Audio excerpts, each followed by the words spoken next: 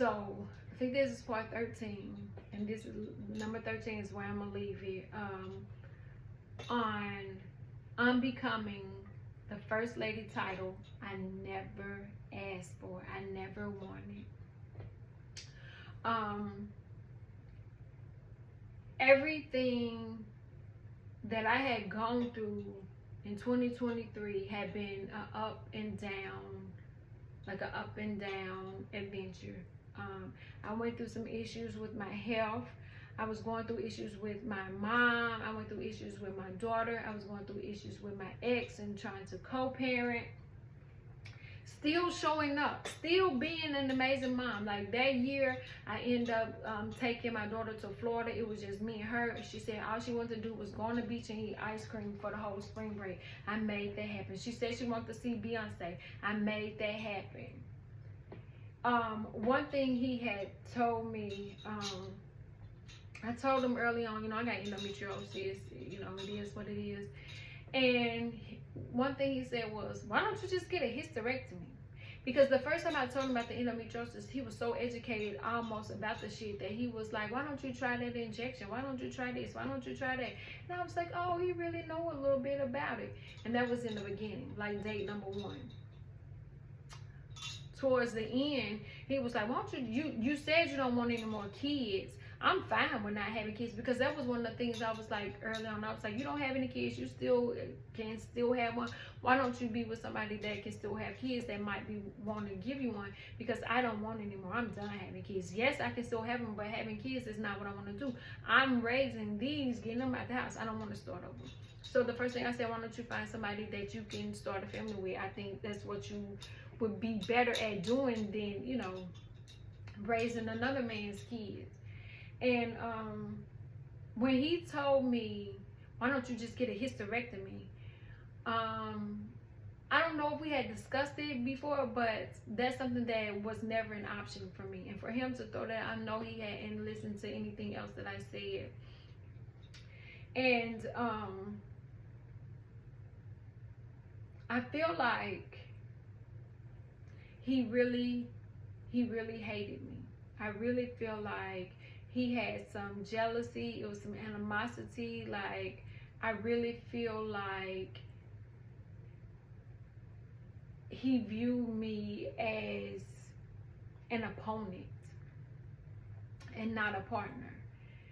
And that's probably the reason why, my body was never at peace around him. That's probably why I never slept around him. There's so many red flags that I ignored, and I beg you not to ignore the red flags. I never forget when my daughter said she broke up with her boyfriend because the things that he did to get her, he stopped doing it. And I was like, you learned that so early. I wish I had known it. I wish I had learned that years ago. But even now, and I'm in this thing with this fake ass pastor, and I know that I shouldn't be here, but I'm thinking like, well, he wants to be a dad, and he can help provide the life that they deserve, the life that they're used to. Maybe I could stick it out. Maybe it's in my head. I thought everything was wrong with me, and that it was me that was causing the problem. I never, ever, ever considered that I was part of the games that he was playing. I never, I was hearing the few people who knew about him, I was hearing them say, he's never going to change. He's never going to see you as the prize. And because he's a preacher and a preacher's kid, he's always going to think he's the main prize. Everybody's made him feel like that. And I was like, you know what? I can't do that. I cannot do that. So when I went to church, and I got that message about, the prodigal son, the lost sheep. And then I started to realize, I was a lost sheep. And I was the golden coin that was missing. And I am the prodigal one has returned home. But the home that I returned to was I returned to me. And I woke up and I realized, that's not the situation I want to be in. And that's not, and by this time, I had went through a season of depression. I had experienced all of the highs and all of the lows that you could ever want to see. Like, I looked back and my picture's in 2023, and I don't recognize myself. There's a picture where I'm smiling. I said, I'm smiling on this picture, but on the inside, I'm going through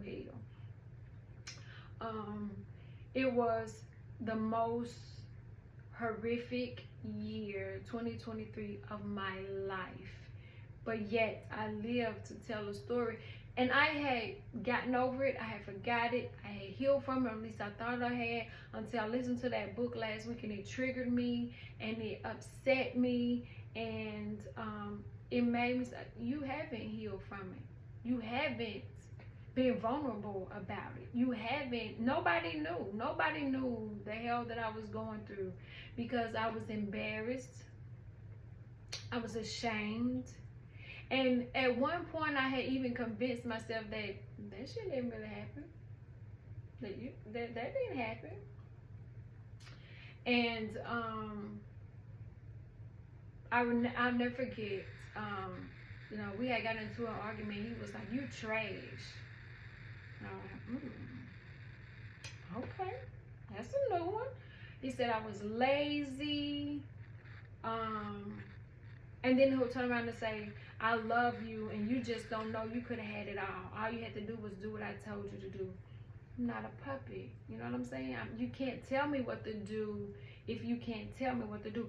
I quote Jill Scott every chance I get. My cousin, you know, if you can tell me what to do, then you can tell me what to do. But if you can't, you just fucking can't. And he made me feel bad for, you know, changing the way I ate. I didn't want to eat, you know, all of the things that was keeping me sick. I didn't want to wear, you know, the relaxers. And I didn't want to keep straightening my natural hair, causing heat damage. And it was like, that natural shit is ugly. That I don't like that. Like, I want you to wear certain stuff when we're out, and I want you to look a certain way. He was like, I got a name in these streets, and I want, you know, but. And then it would be on the flip side where he would make me laugh, and he would make me feel beautiful, and he would make me feel safe, like I was the only woman in the world and nobody else could touch me. And then he would tear me down every night and then build me back up in the day. It was like clockwork.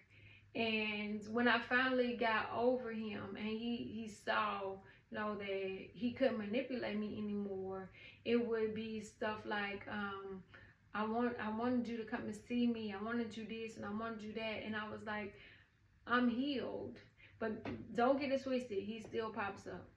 He still pops up to check to see if I'm really over him, if I'm really healed, if he can really push my buttons, if he can really lure me in. And this is 2 years later. I talked to him the beginning of 2025. He told me that he had finally got his divorce, and that he, you know, he didn't say he had changed, but he said that he wanted to be happier. So he changed the way he would talk and the way he would act and things like that. But still, I'm at a point where I'm not going back there. I don't do the spin the blocks. I don't, and I especially wouldn't spin the block with this motherfucker at all.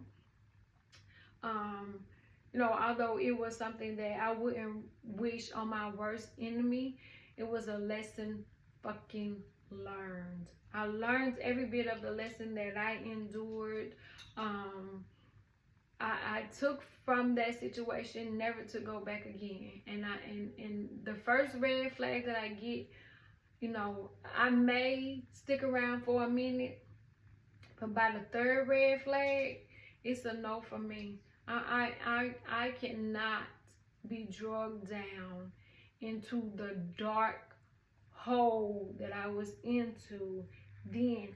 And like I said, when I went to church and the pastor just was preaching to me, it was like nobody else was in that church, and he was preaching to me, and I went up for him to lay hands on me and to seal that message of the prodigal son, the chosen one, the lost sheep. Seal that into my brain so that I know when I was out in the wilderness and lost, I was fucked up, but I could always come home back to myself and back to my home where there was peace, and I didn't have to go through hell to get here. because I had already arrived.